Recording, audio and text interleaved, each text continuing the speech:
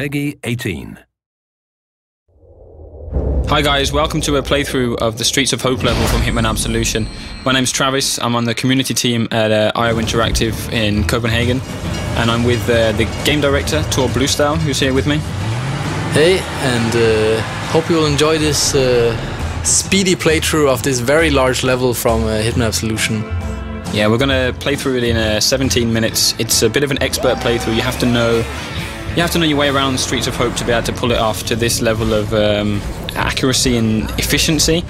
But to give you a bit of intel on where we are and what we're doing, we're obviously Agent 47. He's gone rogue from the ICA. He's on the trail of a girl called Victoria. The lead that he's got to get to this point is he's following a guy called Lenny the Limp Dexter. He's the son of Blake Dexter, the benefactor of this town, so he's a pretty important character in the game. Lenny knows about the whereabouts of Victoria, and he's also told his gang, he's with the Cougar gang, his little posse that he rolls with, you could say. So we need to take those 5 guys out, we need to get to Lenny, we need to kidnap him, all within this one level, so there's a lot happening here. Yeah, this is it's a pretty huge environment, and it's all pretty kind of free roaming. You can kind of go around and scope out the situations, find different elements that you can use to your advantage. There's a lot of kind of improvised weapons around. There's a lot of different disguises, and there's to every single hit within this level there's a large amount of entry points to it. So here we're homing in on our first target, which is the leader of the gang. We've kicked off already. We've had a scope of the land. We know a little bit about Hope so far. Our first target is going into the convenience store here, so we're going to follow him in the back entrance and see how we get on. Yeah, so as this is a more, you can say it's a large part of the, this is a large level within the game, and as you can kind of walk around freely, also everything you do they will kind of cascade out if you're kind of causing trouble here. I mean, theoretically you could take down your target straight away here and kill his girlfriend in the same time, but you'll have to deal with the consequences of that, and if anyone here shouting or gunshots, they will come running and try to find out what it is. So rather than take him down here, we'll wait for him to go upstairs, use a distraction here to get past his girlfriend. So the most immediate thing that we can see is a radio. So we've triggered the radio on, which of course the clerk here is going to be thinking, well, why is there a radio playing? She's trying to see who it is, and we've managed to get away and kind of sneak past her now. As she's confused or looking at the radio, we're in the trespassing zone here, so we need to be careful not to be seen. Yeah, so if you're trespassing within the game, it doesn't mean that you're instantly dead if you're found. It means that you will be kind of escorted out of the premises. But of course now, since this is one of the targets, he's standing in front of some very compromising evidence of this Cougar gang trying to kidnap this girl Victoria and sell her off to an arms company, then you will probably be killed on sight here if seen by this guy. Yeah, he'd definitely react if he sees you, so we need to sneak up behind him. We're going to take him down with the fibre wire silently, so nobody hears us, and we've got objective complete. We need to dump the body, because his girlfriend will probably be coming up to see where he is pretty soon. Yeah, so hiding evidence or hiding bodies as part of that is, of course, it's good for kind of erasing your tracks, and it's all kind of tracked in our score. Everything that you do is logged, and you kind of get a positive or negative score based on how you're playing and using the different features of the game. And being undetected or being unseen and not, not leaving any traces behind is a very good way of playing. Yeah, and all of that information's stored in the notebook that we just saw on the screen. It also keeps the challenges, right, and it keeps targets, your objectives. It's pretty much as if 47 was keeping a physical notebook as he goes along of what he's seen, what he needs to do. Yeah, so for those that knows the old Hitman games, they know that there always was a mission briefing as the start of every level. That's slightly different in Absolution, as 47 is far more the driver of the story than any other Hitman game. The way that these objectives are made is also based on his progress through the level, so they will kind of update along the way, with the information that he gets and the player gets as they play the level. Yeah, he's very much making the decisions himself, isn't he? When he's got, obviously if something happens, he realises he needs to take out somebody else. He doesn't need somebody in his ear to tell him that. He's seen it for himself, he's heard a conversation. So it's very dynamic in that sense. Yeah, so actually for this level, as you enter, you only know that Lenny the Limp has to be kidnapped. But as you enter the level, you find out, okay, there is these guys, this cougar gang, and they know way too much about Victoria, so they also have to be taken out. So this is an objective that you won't really know until you actually come to this place in the level. Or until you watch this video and we tell it to everyone. Yeah, of course. So here, as you can see, there is things lighting up an instinct that you can use as a player.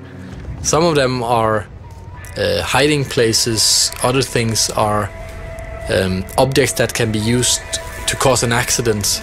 And especially with the targets, of course, it's very useful if you make it look like an accident. Then they won't even be looking for a killer if they didn't even know it was a murder committed.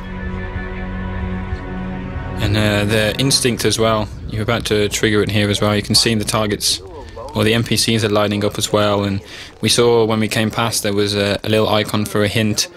It's for those of you, you can obviously see that we're not playing in purist mode, our difficulty where you get no help from the game at all. All of these options can be turned off if you want a real challenge. So bear that in mind as you play through. That if you are a purist player and you really want a really difficult experience, you can customize it that way, if that's the sort of thing that you're looking for. But to show off the features, we're going to keep the HUD on for this playthrough. So we're approaching our second target here. He is on the phone, and an easy prey for a trained assassin.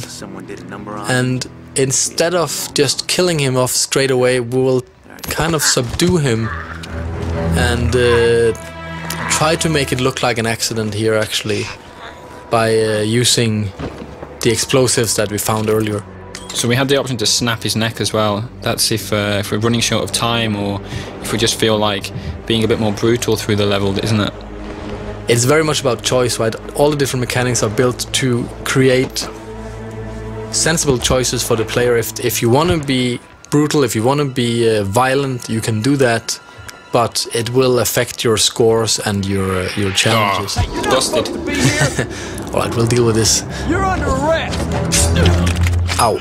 So one thing that we worked a lot on with our AI is that the propagation of knowledge throughout the level. That this guy, we took care of him really fast, so it meant that anything he had to say to his friends on the radio, he didn't get the time to say anything at all. And that meant that nothing actually got conveyed, and we're free to continue throughout the level as if nothing happened. Yeah, it was perfect timing from 47, really, in a way, because the police officer's not going to start shooting at us straight away just for being in the area. He needs to. You can hear him shouting, he's saying, "What are you doing?" And then before he's got a chance to kind of realise that we're not going to move and that we're a bit of a shady character, we've killed him. So it's yeah, we move on from there. So here we're using the remote detonated explosives that we found, and as you remember, the target we dropped down, the one that is just knocked out, he's over there by the tires, and now he is dead, as you can see in the target tracker. That was quite a big explosion. The other cars there have caught fire, so this could get interesting. Yeah, this is not very subtle, but it does cause a bit of a stir in the town, and it will draw the attention of especially all the guards or cops. As you can see here, they come running, which leaves the next target a little bit easier to get to, because he is quite heavily guarded. He's kind of like the king of the scrapyard, as you'll see here very soon. So this end of the street now is a lot more empty than it was when we first arrived and took a look around. So there's definitely more freedom here for us. You can see the target there. He's roaming the scrapyard as he does, king of the scrapyard, as it were. And you can see the explosion was absolutely huge. The black smoke is pillowing upwards past the big poster of Dexter there, the benefactor of hope, as we mentioned earlier. But we now need to head into the scrapyard. You can still see the target just on the screen there. We've got a sign, "Warning, keep out dogs," so we should be careful. Yeah, dogs are also a feature of the game. They will alert nearby NPCs, as we see here. We're trying to sneak up on one, and obviously we're not allowed to be here. Even if we had a disguise on, this dog would bark on us. And so we've grabbed the dog bone. We think that he might have been barking for that, or he's noted us. He might be just want to get a chew on the bone, but the barking has actually alerted an NPC. This mechanic here has come across, so we need to be careful. Yeah, so this poor guy doesn't know what'll hit him. I should always check what's behind you. The dog's stunned. Yeah, so as we're trespassing here in the scrapyard, this mechanic comes in pretty handy, as we can take his disguise and move around a lot more freely in this area. We don't have to kind of sneak around, because now, as long as we don't get close to the other NPCs, we're actually allowed to be here. Yeah, and we're going to shove him in the closet, keep him out of sight. There's no evidence that he was ever here. We've got our disguise. And we saw the target walking deeper into the scrapyard, so that's where we're going to head now. Yeah, so now dressed as a mechanic,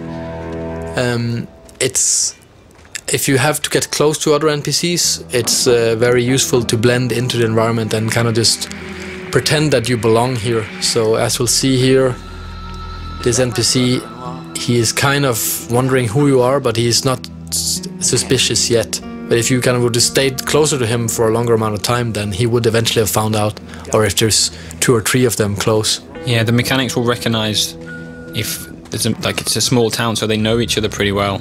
So a bold guy walking around does look suspicious. Why 47 needs to blend in. But of course the police officer, he's not so familiar with the mechanics, so he's not going to bust you. But we're thinking about taking him out with the crowbar here, but thought better of it. Yeah, I think if you pick up that crowbar, he will kind of get a little bit suspicious about you, so it's better to let it be.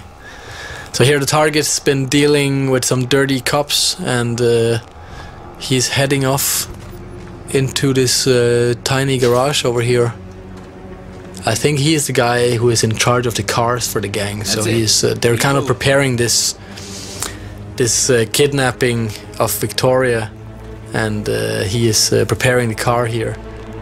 And that's an accident waiting to happen, as you can see in Instinct here. It's a good choice of words. Yeah, accident kills are a very big feature in Absolution, and there's a large number of ways of taking down every single target in the game. And this is where the team has really went to town on coming up with inventive ways of killing targets that are kind of localized to each area. So naturally here in a garage, what better to use than a car lift? Who's screwing about? Okay, all right. Who's making the racket? So it's the 3rd target down. The target tracker resembles that. We've got three targets down, a really high score. The police are on the way in to see what's happened. You can hear the mechanics. We're a bit worried about this guy who's just been crushed, but we're clear. We're away. It's got warning attack dogs again, so we have to be careful about that. We're now in the cougar's nest. This is like the main hangout area for the cougars. They're there hosting a bit of a party for Lenny. But they're having a barbecue, and you might see the lighter fuel there, which could be an option. Barbecues and lighter fuel tend to go pretty well together when Agent 47's around. And we can also see the policeman down there. He's allowed to be in this area. We're not as a mechanic. It's a bit of a private area, so we're going to try and take his disguise and see if we can get closer to our target. Yeah, so usually these kind of isolated characters are pretty useful for us, as they provide disguises and weapons and so on. We've just got an improvised weapon there, a bottle. Smash this around the guy's head. Smash. He's down. Disguise is ready to get picked up. And 47 needs to choose a weapon here. Yeah, so what else to use than an axe rather than a tomahawk? And we can see why why the police officer was so distracted there. That was a really perverted guy. And now we have his clothes on. Awesome. So dressed as a police officer, we're allowed to get closer to these guys up here. And basically we only have one of these as a target, the one in the middle. Yeah, Mason. And everyone else, unfortunately, will be collateral in this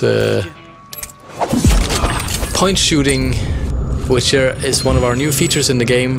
Allows us to kind of slow down time to a minimum, and using our instinct powers, take them down instantly. And as you can see, they're trying to pull their guns to fight back, but as they're taken down too quickly for that, the whole thing goes down without anyone making a sound, as we also use silenced guns for this. Yeah, we've also used all of our instinct though. It's very expensive to use point shooting, especially on so many characters all at one time. So there's a lot of strategy involved in when you should use your point shooting. You can't just walk up to any character and shoot them and do it instantly.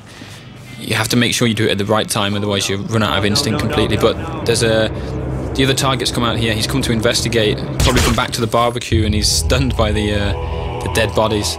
Ow, poor old guy. 47's just killed the barber. Yeah, that's sad, but it's for the greater good. We need a new disguise here because now there's a lot of police officers in the building here. So using the barber, which is freely allowed to walk around here, it's a pretty powerful disguise, and as you can see there's lots of characters here, so trying to go in here guns blazing would be pretty dangerous and difficult. There is a lot of NPCs here. You can also see there's a guy a little bit further ahead getting his pistol ready, so he's prepared for a shootout, but it would be a bit of a mistake to pull your guns out here. Sneaking through as the barber is probably the best way through. Towards Lenny, who you can see down there. Instinct lights up in blue, not red because he's not a target. We need to kidnap him. And we make our way down. Yeah, so basically now there's this one police officer standing between us and Lenny at the moment, so we will just quickly deal with him. Quickly deal with him by putting a pair of scissors in his neck. Well, yeah. Deal with him in 47's trademark way. Yeah, you could have subdued him, right? Poor guy. And now we have Lenny all to ourselves, and he's kind of just sitting there lying about his antics in Chicago, so he's kind of an easy prey. It's almost too easy. Yeah. You're not the talkative type, huh? You know your place. Well, I like that in the barber. That's it, and thanks for watching the playthrough of Streets of Hope from Hitman Absolution, which is out in November 20th this year. Thanks for taking the time to listen, and of course watch.